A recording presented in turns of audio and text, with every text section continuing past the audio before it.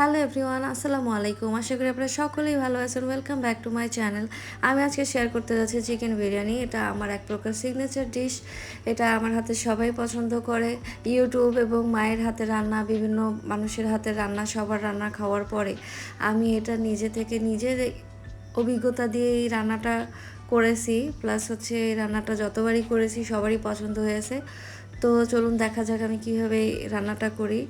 তো আমি প্রথমে চিকেনটাকে মরিচ এবং লবণ দিয়ে ভালো করে মেখে নিয়ে আমি এটাকে সাইডে রেখে ওখানে কড়াইয়ের মধ্যে তেল গরম করে নিয়ে আমি খুব ভালো করে এটাকে ভেজে নিব। তো আমি আজকেও বলতে ভুলে গেছি, আজকেও রান্নাটা হচ্ছে মাটির পাত্রে। তো আমার মনে হয় আশা করি আপনাদের ভালো লাগবে। আমি সাইডে কটা আলু কেটে নিয়েছিলাম, সেম তেলে আমি আলুগুলোকে ভালো করে ফ্রাই করে নেব। চিকেনটাকে উঠে নিয়ে সাইডে রেখে দিয়ে আমি এখানে বাদাম, কিশমিশ, দু একটা খেজুর এসে গেছে, নারিকেলও আছে দু চারটা। তো এগুলো সব একসাথে মিক্স করে ব্লেন্ড করে নেব।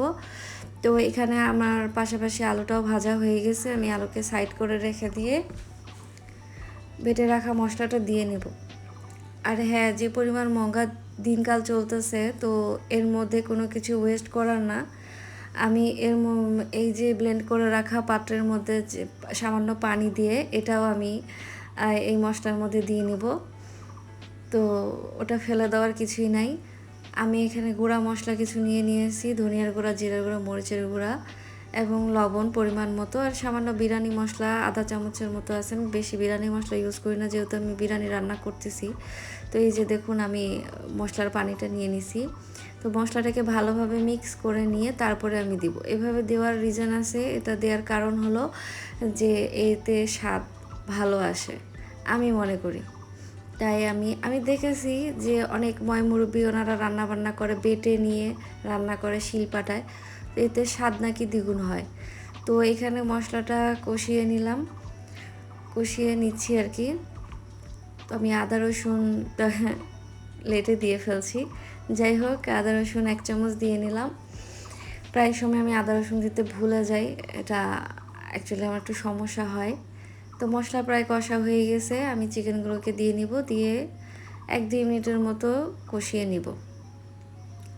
মাটির পাত্রে রান্না করার একটা সুবিধা আছে যে এতে আপনার স্বাদটা দ্বিগুণ হয়ে যায়, এইটাই হলো এটার সুবিধা।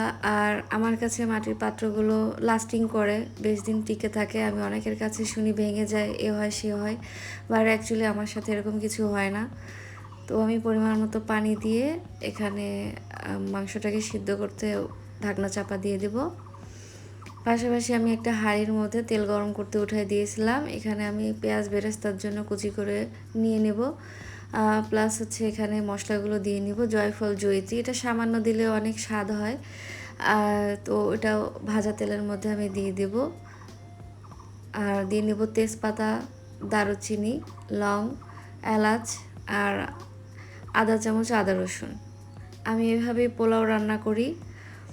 তো এইভাবে আমার ভালো লাগে, স্বাদে কোনো প্রকার কম হয় না। চালটাকে ধুয়ে আমি সাইডে রেখে দিয়েছিলাম। অনেক সময় দেখি, সবাইকে দেখেছি, বেশিরভাগ আমার আম্মুকেও দেখেছি যে চাল হচ্ছে পানি ঝেড়ে নেয় ধুয়ে। তো আমি অত কিছু করতে যাই না, আমার রান্না হলো শর্টকাট। আর আমি মন থেকেই রান্না করি, যখনই রান্না করি আল্লাহর রহমতে আমার রান্না স্বাদও হয়, খাইতে ভালোও লাগে। কেউ কখনো বলেনি যে ভালো হয়নি। আমি কিন্তু পরিমাণ মতো লবণটা নিয়ে নিয়েছি, দেরিতে বললাম। চাল এভাবে ধুয়ে দেওয়ার পরও আপনার চালটাকে হচ্ছে একটা কারণ আছে এখানে, যে পানিটা, এই পানিটা আমি কিন্তু ভেজে শুকাইনি। এই যে দেখছেন, চালটা আমি ভালো করে ভেজে নিচ্ছি। আমি একদম ভালো করে ভেজে নিয়ে যে আলুগুলোকে ভেজে সাইডে রেখেছিলাম, সেই আলুগুলো দিয়ে নেব চালের মধ্যে। চাল ভাজা হয়ে গেলে তেলের মধ্যে ভালো করে ভেজে নেওয়ার কারণে যে পানিটা থাকে এটা শুষে নেয় চাল, তো এই পানিটা আর থাকে না। তো আমি এখানে চালের পরিমাণ মতো পানি দিয়ে নিছি। এটা আতপ চাল, চিনি গুঁড়া, যেহেতু বিরিয়ানি রান্না করতেছি। ঢাকনাটাকে আসলে আমি উল্টিয়ে পাল্টিয়ে নিচ্ছিলাম, যে কোনোভাবেই দেওয়া যায়। তো উল্টাই দিলে আসলে ঢাকনা ওঠাতে সমস্যা হবে, তাই আবার পাল্টিয়ে দিলাম। তো এই যে চাল আমার ফোটা প্রায় হয়ে গেছে, এটা একদম 80% মতো হয়ে গেছে। এখন আমার দমে দেওয়ার পালা। তো এই হচ্ছে রেসিপির মেইন পয়েন্ট। আমি এইভাবে চিকেনটাকে দিয়ে নিই। আমি অনেকবার দেখেছি যে চিকেন সাজিয়ে দেয়, তারপরে নানাভাবে দেয়। তো এত কিছু ঝামেলা করতে চাই না, আগেই বলেছি শর্টকাটে রান্না করি আমি। তো আমি চিকেনটাকে দিয়ে একটু হালকা চাল নেড়ে চেড়ে উল্টিয়ে পাল্টিয়ে আমি এখানে দমে দিয়ে দেব প্রায় 10 মিনিটের মতো। 10 মিনিটের জন্য দিয়ে দেব দমে। 10 মিনিট পরে ফিরে আসছি। এই যে 10 মিনিট পরে আমি চালটাকে আবার উল্টায় পাল্টায় দিচ্ছি। তো এখানে একদম হয়ে গেছে, আলহামদুলিল্লাহ বেশ সুন্দর হয়েছে। আমার ভাইয়া আসছিল, ভাইয়াকে প্লেটের মধ্যে পরিবেশন করে দিলাম। যদি ভিডিও ভালো লেগে থাকে তাহলে অবশ্যই সাবস্ক্রাইব করবেন, লাইক কমেন্ট শেয়ার করতে ভুলবেন না। ভিডিও মনোযোগ সহকারে দেখার জন্য আপনাদের সকলকে ধন্যবাদ। আল্লাহ হাফেজ।